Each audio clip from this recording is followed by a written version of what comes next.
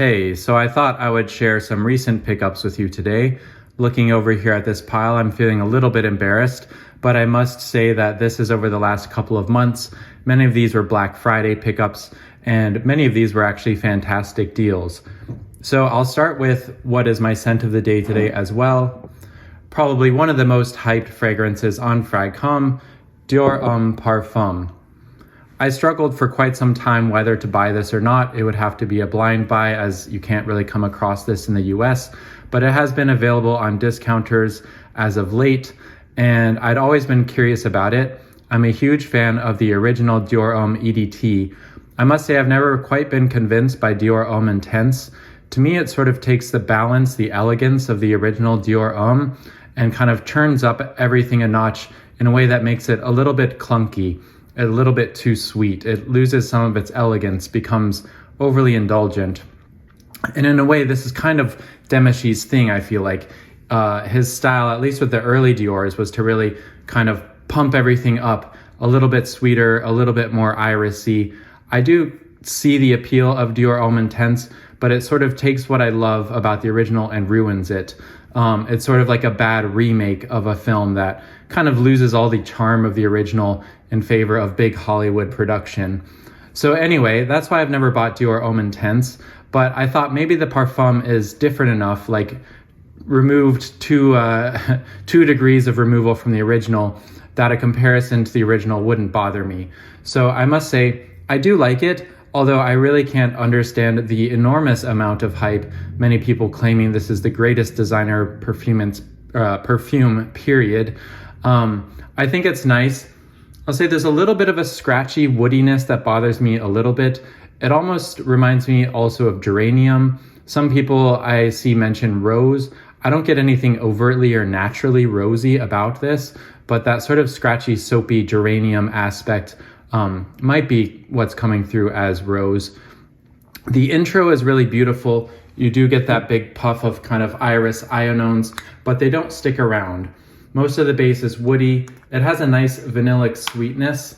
It's warm and cozy in the base. I do find that note that sort of bothers me in the mid disappears after 6-7 hours, and then the base is a little bit smoother. Again, I don't really get leather. I do think, again, it's sort of the proportions of the original sort of out of whack, because there is a little bit of a woodiness to the base of the original, which I always thought kept it semi-planted in a firmly masculine tradition, despite the iris. I feel like it's got one foot in both, pushing things forward while also having a foot in tradition, which is very Polish, who did the original EDT. But anyway, I feel like when you amp those up, they become a little bit ugly. So do I regret this purchase? No, I got it for a decent price with coupons stacking up on Frag Buy. I do think it's nice. I think I'm glad to have fulfilled my curiosity. Do I think I need this? No, not really, but I'll keep giving it a wear. It does have a pleasant sillage. I don't really get anything that's overtly leather either. I will say the best part is the opening iris, and I wish that stuck around a bit longer. But moving on, another one that's maybe not 100% my style, but was on my mind and came up for a very good price as a tester, Bel Ami Vetiver. This is a very nice update to the sort of more old-fashioned classic smell of Bel Ami. I remember the first time I tried it not noticing the vetiver as much, but now to me it really has a very strong prominent vetiver, and that's what really dominates the base. I think right now vetiver, especially this kind of semi-sour astringent smell, works better in warmer weather because it's a little bit cool for me, but it is very nice. It's very complex, aromatic. Again, one foot in a very sort of tradition, old school smell, and another foot kind of updating it and refreshing it. I think I only spent about $60 on this, so I'm very happy with that. But I'll readily admit it's not 100% my style, although I very much enjoy the smell and I'm glad to have it. I don't really have any other Hermes classics other than Eau d'Hermes.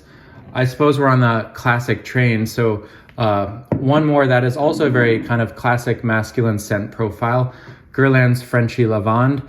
This I had struggled over the years with whether to buy it. When the bottle change came, this was one of the ones that was still left on a few discounters in the old box bottle. And I remember going to the store to try it to see if I should buy it. And at the time thinking it leaned a little bit to classic masculine shaving foam type fragrance. But I have a sample that I've been trying over the years, and maybe I'm just becoming an old man myself, because suddenly it started to really click with me. It is comparable to things like Eau Sauvage, but it has a much more satisfying base. I think what keeps it on just the right side of modernity is there is no oak moss present here. They list, I believe, ambergris in the base, and it has this nice, cool, lavendery, semi-classic shaving foam base, but also feels like it has some of those modern clean musks which extend it and also keep it from going into overly vintage territory. Oftentimes I find with vintage fragrances, I'm very impressed by the opening, but the dry down kind of turns into something that I've smelled before that just goes a little too old-fashioned for me. And that doesn't happen here. One of the nicest aspects of Frenchie Lavand is the verbena note. It really has this tea-like lemony verbena mixed with lavender. I just think if I'm going to have one representative of this style, this is the best I've tried, and it's really good. Cologne Aficional is another one that I would put in a similar league and a bit cheaper, but I'm very happy to have this as it has also been discontinued. Again, a summer fragrance, but I actually find this kind of clean after the shower smell satisfying any time of the year. I had a really enjoyable wear of this on a cold day a few weeks ago. Speaking of winter warmers, I suppose it's kind of filling out the collection with classics that have been on my mind. Two from Serge Lutens, Santal Majuscule and Amber Sultan. These guys I've had samples of for quite some time. It's the kind of thing where you almost take for granted those scents that seem to always be available fairly cheap on discounters.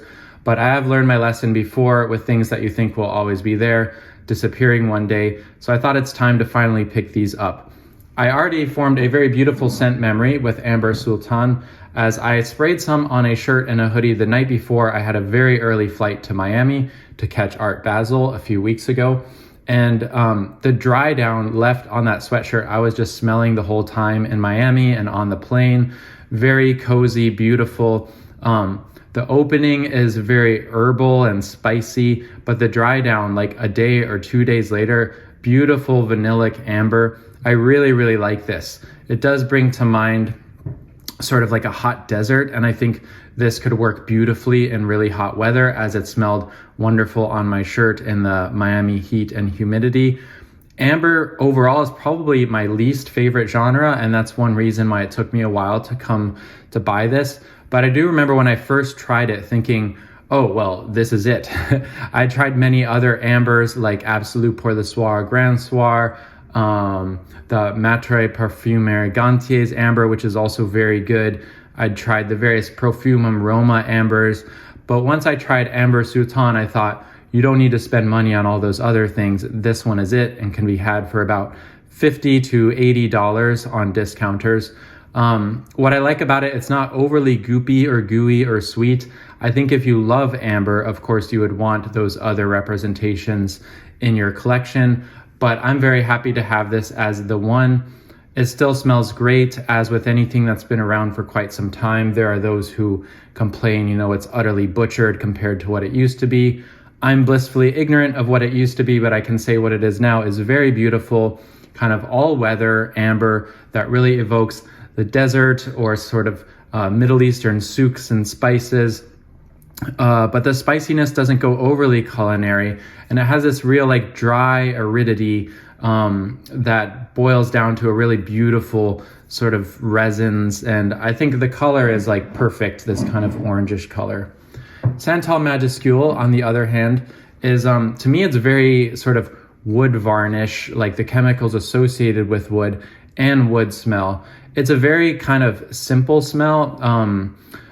Sheldrake seems to have this style of just blocks of things, and it just feels like a big block of wood. It doesn't really develop too much past the opening, but it's quite an interesting scent, and I also find it kind of warm and cozy, but it's also a little bit odd and challenging to me. But I really like it. I'd had a couple samples that I wore through completely over the years. What else can I say about it? Not a lot, but yeah, I think wood varnish, if you've ever smelled a violin, it kind of, I've seen people searching for like the perfect sort of wooden instrument smell. And to me, this one really nails that scent. Really beautiful, a little bit simple and a little bit linear, but also happy to have it. And then two more. All of these are pretty good deals aside from Frenchie Lavand, and also shows how sometimes waiting can really pay off. So if you caught my discovery set of Maison Violet, I came to trying the house a little bit late. They had already switched bottles. I had heard that there was a big sale to get rid of the old bottles maybe a year or two ago. I missed out on that, but I got the discovery set and I was really, really impressed.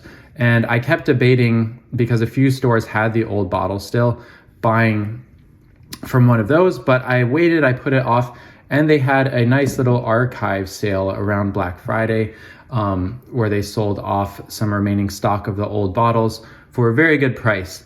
I must say the price of the current new bottles is also very good. They've been kind in that I feel like per ml, they've almost lowered the price. But I think especially in person, this old bottle is really sexy. I really like the cap. Sketch is a gorgeous, addictive sort of patchouli with vanilla, a little Coromandel adjacent, but not a dupe by any means. It's probably one of the most, I hate this word, but yummy kind of addictive scents, the kind of thing you just keep smelling going, oh yes, that's so good.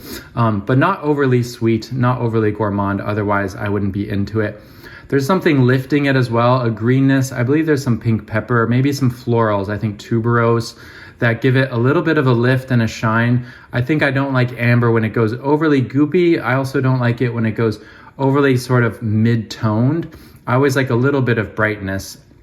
That's a preview of a video I'd like to do because I think color and smell is so interesting. And sort of browns and earthy tones are my least favorite colors, and it's my least favorite smells, which is ironic because I feel like many of these represent that. But I feel like I'm filling gaps in my collection with one or two of things that I'm not, aren't my comfort zone, but that I still really enjoy wearing and appreciate. So Sketch is gorgeous. And then they had discontinued one, ironically, their most violet forward fragrance. I had also waffled on this thinking, you know, if I have a big violet, I really like Chanel Misia, and I haven't picked that up yet. But this one, Pourpre d'Automne, is also a really beautiful purple violet with sort of a vetiver, again, very Chanel smelling without smelling like too much of a dupe or derivative, but just very classically French, but just perfectly executed, really well done. There's no BS in these fragrances. So I'm very happy that that one came up on the sale as well. Again, patience and maybe obsession will be rewarded, because when they first posted the archive link, neither of these showed as available. But I checked back a couple days later and Sketch was available. I ordered it.